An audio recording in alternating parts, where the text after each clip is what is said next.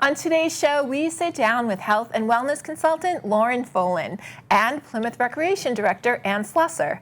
Visit Quincy College to learn about the physical therapy assistant program from a future graduate and talk about upcoming things to do in our area. We're glad you're here. Let's get started.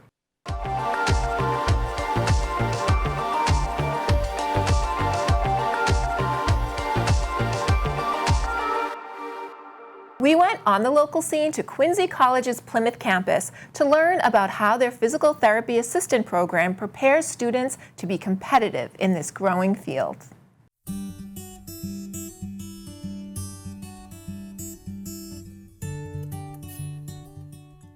So my background before I came to Quincy College is I graduated in 2001 with a bachelor's degree in environmental science.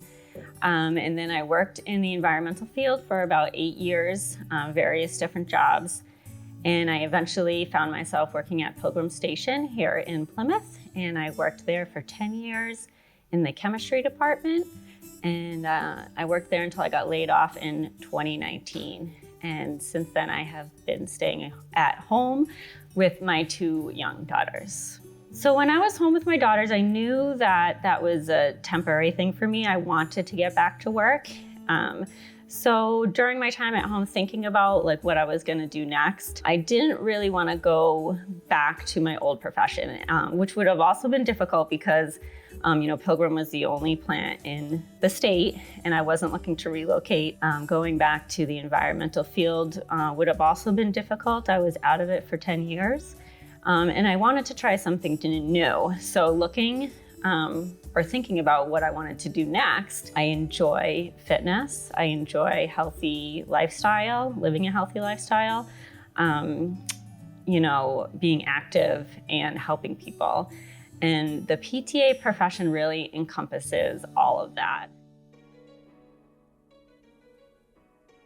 Typical day, class day for us is I usually arrive early. I drop my kids off at school and I come right here. There's a couple of students, we're always here early and we just meet in class and we'll work on homework. Class starts at 9 most days. Depending on if it's lecture or lab, it's a little bit different. There's a lot of interaction in the lecture as well. You're asking questions and answering it and taking notes. And then labs are very interactive. We're always up and learning different things, whether it be how to do certain measurements on individuals, or manual muscle testing, or learning some of the instruments that we use, but we're always up and about and we get a demonstration from the professor and then we break off into groups of 2 and we get to practice on each other. I love community colleges. Actually, I started at a community college back in 1998 I did. So I think community colleges are great. They're small. The classroom sizes are small. It's a lot more personable. You get a lot of one-on-one attention and you're not just a number, you know what I mean, in a large university. You really get to know everybody and get a personal connection to your teachers and your students and the rest of the staff. So the first time around when I went to school, I didn't have a family, I didn't own a house, and school was really my major priority, my only priority. I worked part-time, but school was really it for me. This time around, I have a family, I have small children, I own a house, and those priorities are also very important, right? They're everything. So now trying to juggle that, to manage that, schooling takes a lot of time, not just in the classroom, it's a lot of time outside the classroom. So finding that balance, I think is the most difficult thing for me.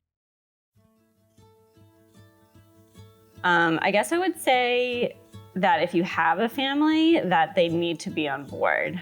You're gonna need their support, and it's really a group effort. They've had to make sacrifices in order for me to do this. My husband has taken time off work in order to be home with the kids, so I can come to school, whether it be if they're sick or during school vacation, excuse me. And they've really been a great support, and you need that if you're gonna come back. From the very beginning, I wanted this endeavor to affect them as least as possible. They're very young, they're still very young, and they need my attention and my love and support. So I wanted it to not affect them. However, they have noticed a difference. My attention isn't solely on them. Now I also have to give attention to schooling. And they've noticed, and it's been hard at times. They get sort of frustrated when they want me to do something with them, and I'll say, I can't, I have to go do some studying and stuff. But on the positive side, it's been a really great experience, actually. They know when I have big tests coming up. We talk a lot, every night at dinner, and we're a close family. So they'll see me studying more, and I'll be like, I have a big test tomorrow. I really have to go study. I got to do good. And they wish me luck in the morning. And then when I pick them up in the afternoon, it's like the first thing they ask. They'll say, how did you do on your test today? And they tell me that they're proud of me, which is really sweet. And when they struggle with their homework, whether it be they're not getting all their spelling words correct, or they're learning a new math concept and they're having a hard time with it, they get frustrated and upset and down. And I just tell them that, learning is like a lifelong thing, and you have to be okay with it, and you don't get it right the first time. My oldest daughter, who's in 2nd grade, they just published a little book. Like, every kid in her class wrote a little 1-page story and colored a picture. And the teacher had it put together and made into a book for the parents to buy. So she actually brought it home yesterday. And her story was about a mother cheetah and a child cheetah. And the cheetah was trying to learn how to hunt, and he didn't know how to do it, and he was having a hard time. And the mother cheetah said, don't give up, don't ever give up, try your best. And the kid cheetah didn't give up, and he succeeded. And then the moral, each story was having a moral. The moral of the story was never give up. So I just thought that was really sweet that, it really resonates with her. I think there is a lot of pride realizing you want something and then actually going out and getting it. I could have very easily just went and got another job that I probably wouldn't have liked. But to really think about what you want to do in your life, and you want it to be something you enjoy and be meaningful to you, and then making the effort to go out and get it, I think there's a lot of pride in that. Learn more about this and other programs offered by Quincy College at quincycollege.edu. Fun fact: pickleball is played with a plastic ball and wooden paddle. No pickles are used or harmed in this popular game. If you're interested in joining the legions of players of this inclusive and bond-building sport, the Town of Duxbury Recreation Department has got you. Sign up for Beginner Pickleball Jumpstart to the Game, a 3-day clinic for rookie players where you'll work on successful stroke development and gameplay. Each class starts at 4:30 p.m. on May 20th through the 22nd and lasts an hour at a cost of $100 for residents and only $10 more for non-residents. All pickleball clinics take place at the courts on Alden Street. Registration is required. The ball is in your court. The town of Kingston invite the community to pay respects to the men and women who have served our country and paid the ultimate sacrifice at the annual Memorial Day Parade and Community Cookout on Monday, May 27th. The parade will begin at 10 a.m. at the World War II War Memorial across from Cancun Restaurant on Main Street, continuing onto Landing Road, Main Street, Green Street, and Evergreen Street to arrive on the Town Hall lawn. There, a small ceremony dedicating the Kingston Veterans Memorial will take place. Veterans are respectfully invited to march or ride along the parade route. Please call the Veterans Services Department at 781-585-0515. Immediately after the ceremony, lay down a blanket or lawn chair for conversation and community when Kingston Town employees and volunteers will grill and serve hot dogs and burgers at the free community cookout.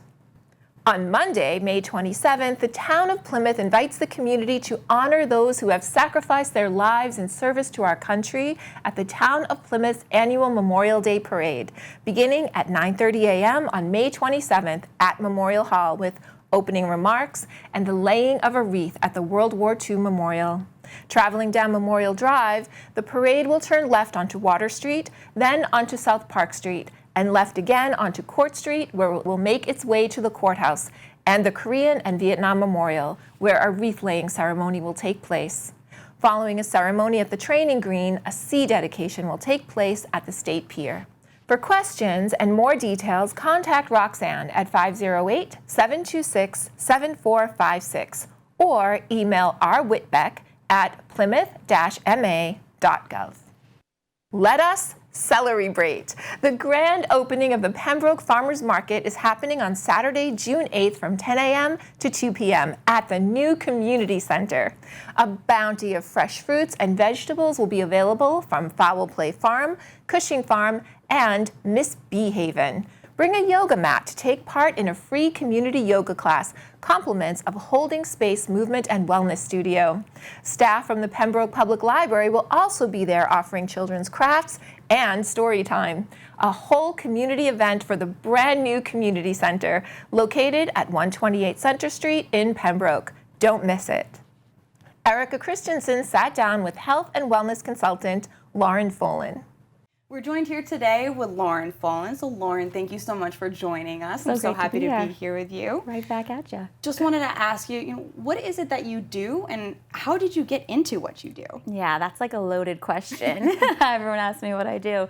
And it's a lot of different things. I facilitate yoga, teach meditation, teach emotional intelligence, energy work, energy clearing, but basically cultivate a self-loving relationship with yourself. I lived a very standard corporate life. I was in the corporate world. I went to finance and business school, and that was my path. And I kind of hit this point of doing all of the things and checking all of the boxes, and I still wasn't happy. That dream that I was told wasn't really existing within. And that's when I found yoga, honestly. And I started to build this relationship with myself and cultivate this sense of self-love and appreciation and acceptance. And in that process, more joy, more abundance, more happiness came into my life. So I did a lot of different trainings, and I went to India, and I was strictly in yoga in the beginning, and then it kind of flourished to all of these other different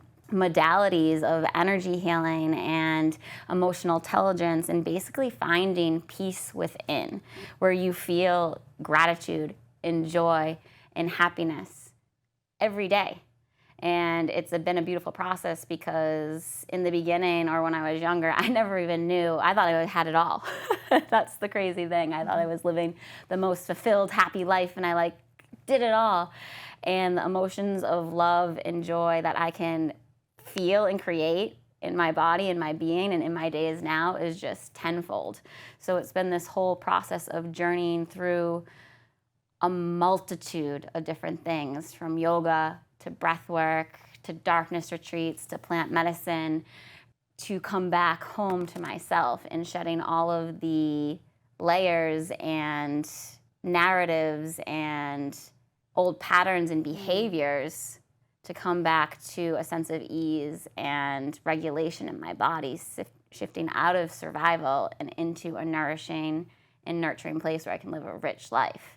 So it was many, many different things in the past 10 years, I'll say, all rolled into one, and it gets wild and a lot of emotion and craziness in the mix. But now I help people do the same thing, kind of awaken up to their own true nature in this growth mindset, in this peaceful mindset, in this energetic expansion of who they are.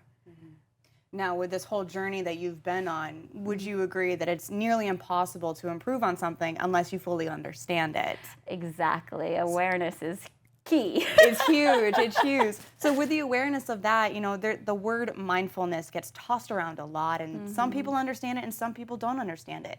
What is mindfulness to you?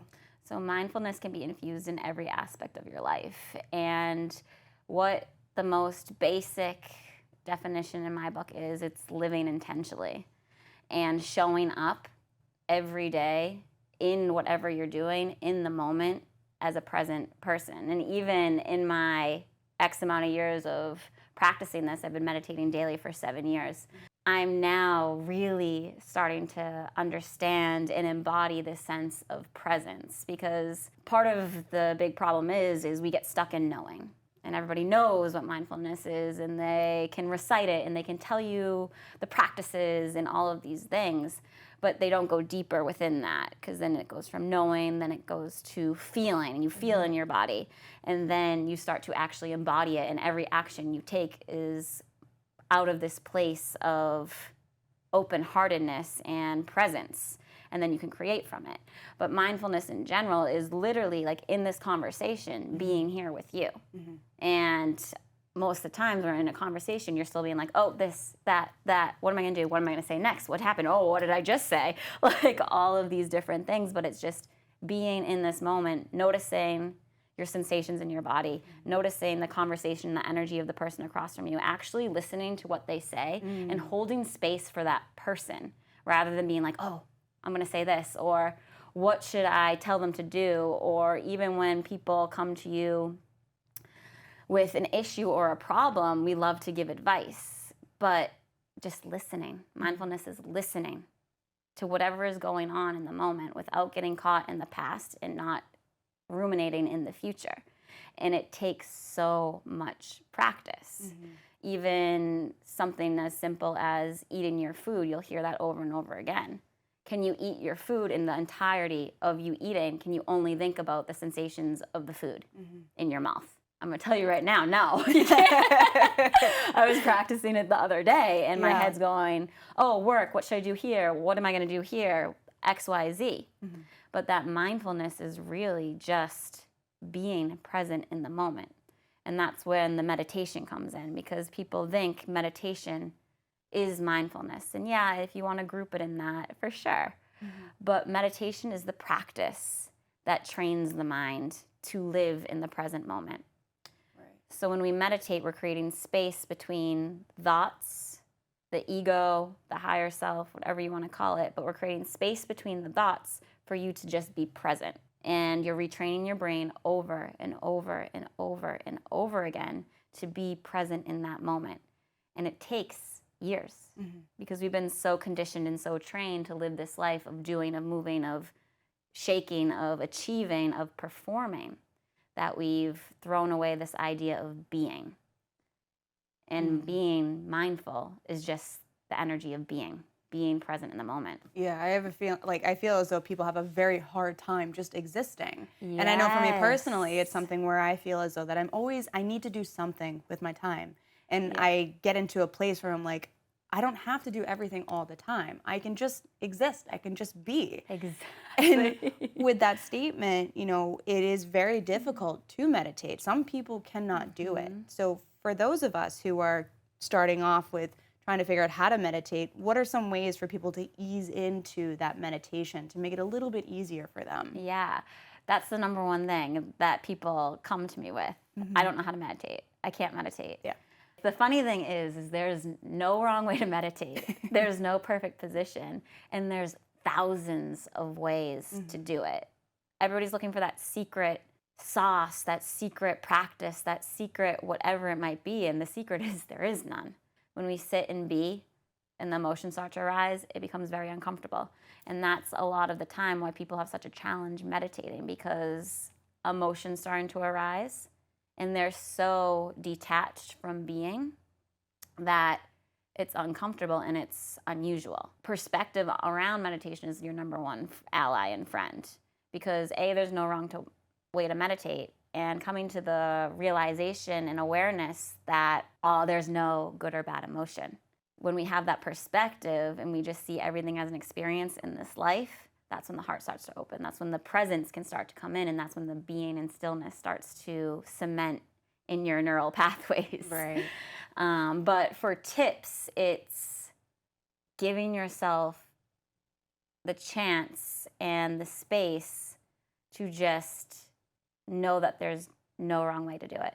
Start with guided meditation. If someone's like, I can't meditate, listen to a guided meditation and just try to follow the guided words the entire time. Because all you're doing in meditation is you're focusing on one thing, then you're getting distracted.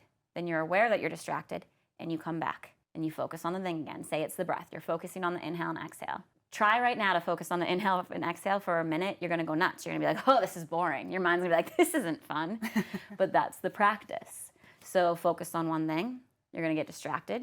You're going to be a million miles away at the grocery store with your kids or the fight that you had or all the plans you want to do or what you need to do for work. And then you're going to become aware or you're not focusing on your point and you come back to that point. And that's going to happen over and over and over and over again. But with the more practice, the spaces between you getting distracted get bigger. Most people will meditate 5 minutes once, and then they'll be like, can't do it, don't know how to do it, my mind was all over the place. Yeah, that's the point of it. It's like you're not going to go to the gym and try to lift 250 pounds. I don't even know if that's a heavy weight or not, but I'm assuming it is. Pushing over your head, yeah. I can't even lift the bar, I don't think. We'll see. But you have to be consistent, 10 to 20 minutes a day. Show up for a month straight and allow yourself to have no distractions. Tell your family, tell your friends that you're taking your time wherever it might be. Set your space wherever it is. Put music on, binaural beats, theta brainwaves, anything like that to help you, because it's all about brainwave state. That's what meditation is. It's bringing you from alpha down to theta, and the music helps with that process. When I first started meditating, I kept a journal of how I felt during my meditation and then how I felt in my life. And that was super helpful for me as well. It was this process of my meditation, I read back and it's like my mind was all over the place. But in my life, I had more patience. I could sit longer. I wasn't getting anxious. I wasn't getting frustrated. And it's not what happens in the meditation that's important. It's what's happening outside in your life, and that's where the changes will occur. But it's showing up every day. Yeah, and I feel like that's the hardest part for everybody, especially where they might feel as though, I can't do this. Yeah. And that brings in that fear-based mindset of how do you break out of that hamster wheel of, I want to do this, but I can't do this. I need to do this, but how do I do this? So how does somebody break out of that unfortunate cycle? And that's where it gets multi-layered into all of the other things, right? I always say start with meditation, but to break out of the hamster wheel and the cycle, the work gets deeper and you start to shift different paradigms and different narratives that you've had your whole life, these belief systems that aren't yours. And that comes with all of this different type of inner work where you're kind of figuring out why you are the way you are. So you're showing up to your meditation, you're getting in these beautiful places and doing the subconscious reprogramming of these beliefs that you identify. But then you're also clearing trauma, emotion, energy that's telling you you can't do something. Because if you're saying you can't meditate, you're also saying, I can't open the business. I can't raise a family. I can't. It's a reflection across all of these other things in your life. So what is the root cause of you feeling like you can't? So this is where the emotional intelligence comes in of cultivating a relationship with yourself and figuring out why you are the way you are and the emotions that you have and what you're repressing, what's you're holding on to, and what needs to be cleared. And once you really start to do journaling or the shadow work, where you go to these breathwork experiences and just give yourself the permission to feel and release energy, that's when more peace and stillness come into your mind, and the meditation and the work goes hand in hand. And as you do this beautiful process, your awareness in general expands, your consciousness expands, and you have deeper insights, deeper wisdom about yourself and the reality that you live in. Now, before we wrap up here, you had mentioned intention and being with yourself in that moment. In just a few words, how does someone set an intention? It's the most simple thing ever. Wherever you are, what is the energy you want to bring to something? Your intention could be like, I want to have a fun and exciting day. and you bring that energy, that intention, that belief that you're creating into everything that you do. When we wake up in the morning, we're like, okay, I'm gonna go take a shower. And we're in the shower thinking about brushing our teeth, thinking about what we're gonna dress, what we're gonna have to eat. When we're eating, we're thinking about work. When we're at work, we're thinking about vacation. When we're on vacation, we're thinking about work. Like, we're not intentionally living ever.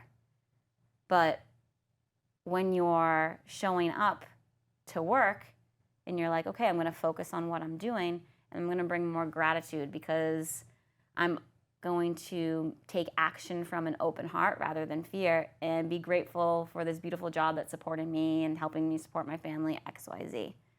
But it's the most simple thing of changing your perspective. Perspective is everything. Awareness is everything. And your intention is just your perspective. And your energy flows, your reality is created by what your intention is and where your attention goes. So if your attention is on your anxiety, the world ending, the structures crumbling down, that's what's going to be magnified in your life. But if you're waking up every day and being like, I'm going to live fully, I'm going to live in gratitude in everything that you do, you're like, okay, how can I be grateful for this food? Okay, how can I be grateful for my job? Okay, how can I be grateful for the person sitting in front of me? The energy is automatically going to shift to that. So we love to overcomplicate everything, and people do it with meditation, and they do it with things like intention. The practice of meditation comes in is when your attention goes to all of the million things that could go wrong, come back to what could go right. And when you catch yourself going to all the million things that could go wrong, come back to what could go right. And that's the meditation of your life, because your whole life is your medicine. It's this beautiful thing. Yeah, that's an incredible way of thinking about it, of just coming back to what could go right. Exactly. Yeah, and this has been such an informative interview, so I really appreciate you coming down and talking to me, and hopefully our viewers got some really great tidbits of information. I know I did, so hopefully they did too, but really love having you come down. Would love to talk to you again at another point. But for sure, I can talk about this for like days. Yes. Thank you, Lauren. Oh, thank you so much. I appreciate it. Of course. The Duxbury Council on Aging invites seniors to enjoy a picnic in the sunshine at the historic O'Neill Farm on Thursday, May 30th from 11:30 to 1:30 p.m. Commune with nature and relax with some sweet, lovable cows as you learn some history about the farm. Register online at duxburyseniorcenter.org. The bus will leave the center at 11:15 a.m. If the weather is inclement, the rain date for this fun event will be Monday, June 3rd. When it comes to the necessities of life, no one should go without. The Plymouth Family Resource Center has a free family market every second Friday of the month, offering shelves full of everyday essentials, free for anyone who needs them. The next free family market is on Friday, June 14th, from 10 a.m. to 1 p.m. at 430-3 Court Street in Plymouth. There will be fresh fruits and veggies, meats, food pantry items, diapers, wipes, and child safety proofing items, supplies for pets, hygiene products, clothing, and cleaning products too. The Plymouth Family Resource Center offers parenting and support groups for caregivers and youth, information and referral resources, assessment services, and education programs for families whose children range in age from birth to 18 years old, all free of charge. To learn more, call 774-283-6531 or visit PlymouthFamilyRC.org. The Back Nine Lounge at iGolf in Pembroke is teeing off Comedy Night on Friday, May 31st at 8 p.m. Presented by Providence's Comedy Factory, you'll be rolling on the floor with laughter at featured comics James Dorsey, Dan Crone, Ms. Laddie Boston, Dan Williamson, and John Parada. Enjoy the full bar and the wide variety of bar games, including pool, cornhole, darts, shuffleboard, ping pong, and HD golf simulators to play before and after the show. For reservations, call Jill at 239-738-0146. iGolf is located at 296 Old Oak Street in Pembroke. Next up is Julie Thompson with a closer look at Plymouth. Today we're taking a closer look at recreation in the town of Plymouth, and we're very lucky to have the Director of Recreation, Ann Slusser. Hi. Hi. Thank you for being here. Yeah, thank you for having me. So there's so much that goes into a rec department, even though it's really under the Department of Health and Human Services now, Yep. which is apt for the town of Plymouth. But you are the director of the whole recreation entity. So before we get into what you do and what is offered, let's get into a little bit about you. Sure. So what is your background? How did you end up here? Yeah, so I grew up in Cleveland, Ohio. I was a rec kid growing up. We went to the public pools during the summer. I played rec softball.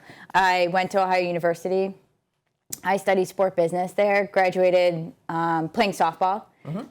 So that was awesome. Went through school like on a partial scholarship. My senior year, I ended up getting an internship with the Oakland A's in Vancouver, British Columbia. So I got to go up there and, like, if you know anything, like the Oakland A's, they send all of their players to short season single A, even if they're like the first round draft picks. They all start there. Okay. So I got to meet like some really cool, big name, like baseball players when I was there. Yeah. So I did that for 2 years. Professional baseball just wasn't my thing. Yeah. It was a lot of time. And it was so far from home, being from Ohio. My family's still there. So I started looking for positions kind of more on the East Coast. I wanted mountains and ocean still. And I ended up moving here. I got a job as the director for the Plymouth Sports Dome back when it was the inflatable structure. Oh, wow. Yeah, Way so back when. Yeah, so 2004 I moved here. I've been here ever since. So I worked there for a year or two before it collapsed. And then I remember that. I love that place. It's sorely missed now. Yeah. And then I took this position in 2007. Wow. So I'm coming up on 17 years in November with the town of Plymouth. Wow. Yeah. And how long have you been the director? I've been the director now going on 7 years. Okay. Yeah. So you have a lot of background here. Yeah. Okay, that's wonderful. And we're so glad that you ended up in Plymouth. I'm so happy Good to be for here. Plymouth. I live here. My daughter goes to school here. I do rec programs with my daughter. So I wonderful. definitely am a Plymouthian now. Yes, a Plymouthian. So Yeah. if you go on the website and look at the recreation, it's called the department, I believe, still on the website. Yep. There's hundreds and hundreds of opportunities. Sure. Talk about the range of programs that are offered by Sure. recreation. So we start as young as like 6 months to a year with our Free Play Friday program, which we offer on Fridays at the Manamet Youth Center. Kids can come in, explore the equipment. It's $5. It's affordable for families just to go somewhere to kind of play with their younger children. And then we have all the way up to our active older adults playing pickleball and intro to knitting and things like that. So we start as young as like 6 months to a year with our Free Play Friday and go all the way up to however old they want to participate in, pickleball and knitting and we have Pilates and all that kind of stuff. And it's not just sports though anymore. No. People think of recreation as being sports. It's really any activity that people recreate with or do in their spare time. Yeah, that they find enjoyable just to, spend time and learn new things from STEM programs, building robots. Robotics, yeah. We have chess classes, yoga, Pilates, volleyball. It does run the gamut of what we offer. Right.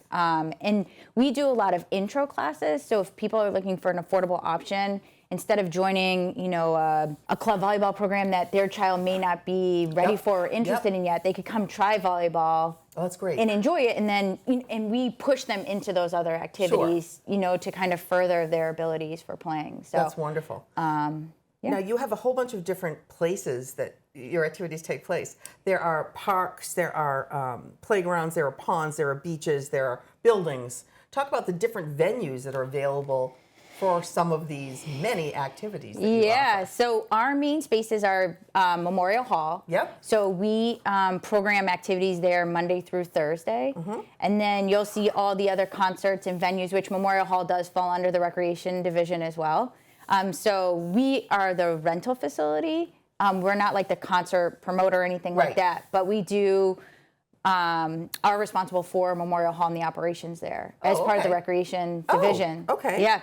So Memorial Hall is our main space. We use the auditorium and upstairs in the Blue Room. Yep. And then the Manamet Youth Center, we offer our after-school programs, and then we offer, men's pickup basketball in the evenings. Our big programs are like gymnastics during the mornings. We offer art classes there.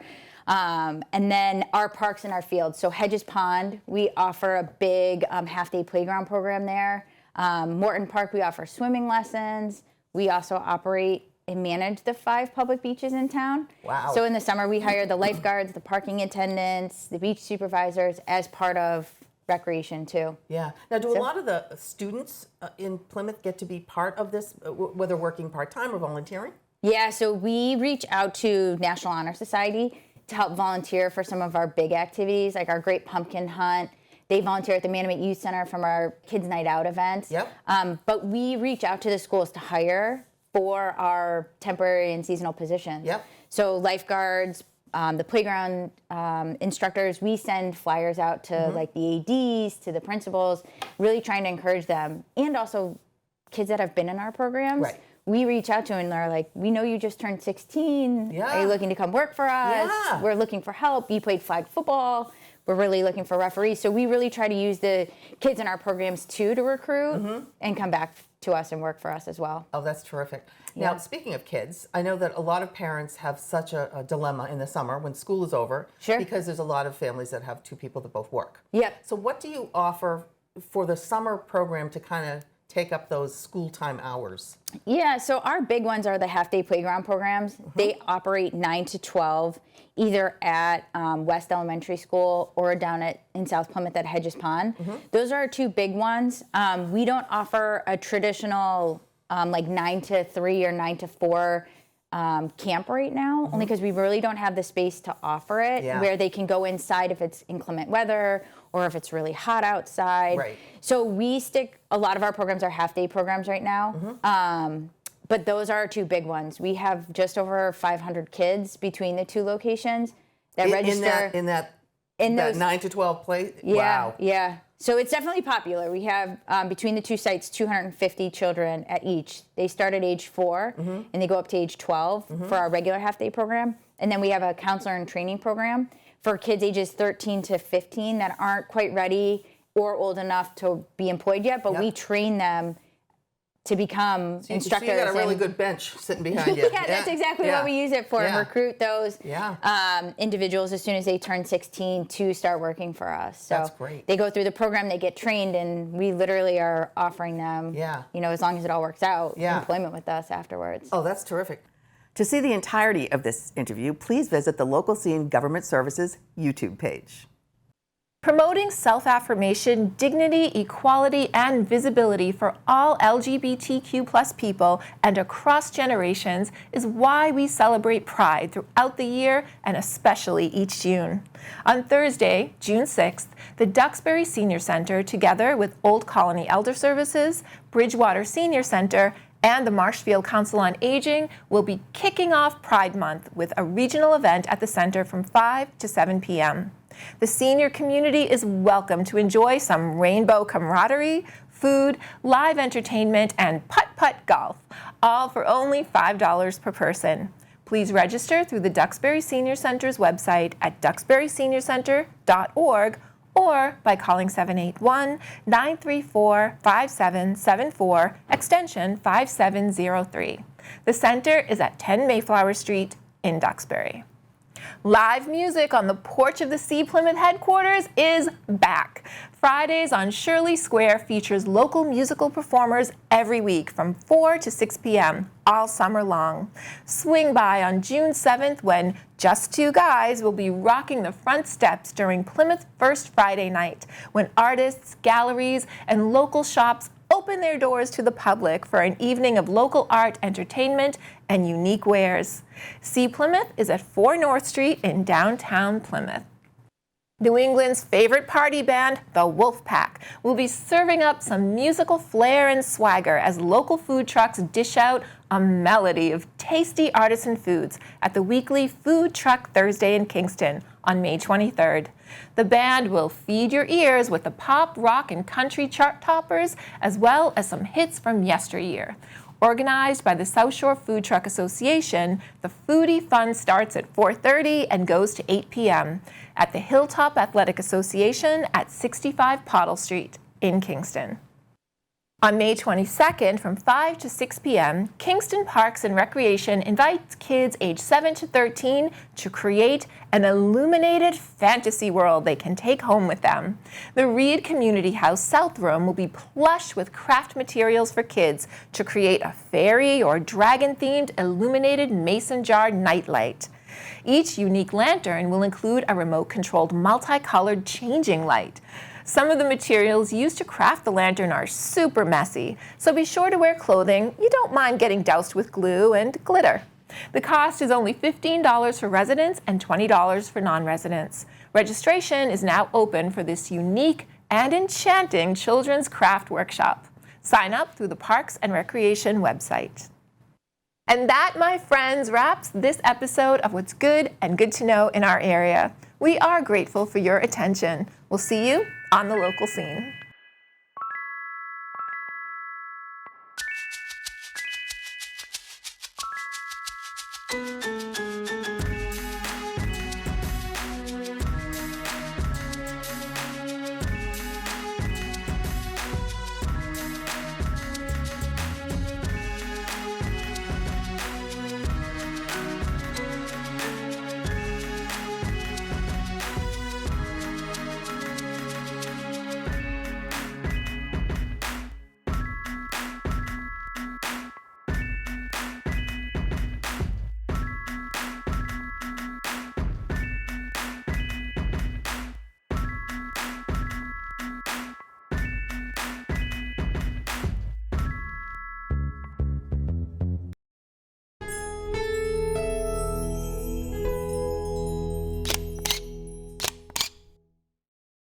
For more of what's good and good to know on the South Shore of Massachusetts, hit the subscribe button. And thank you for watching.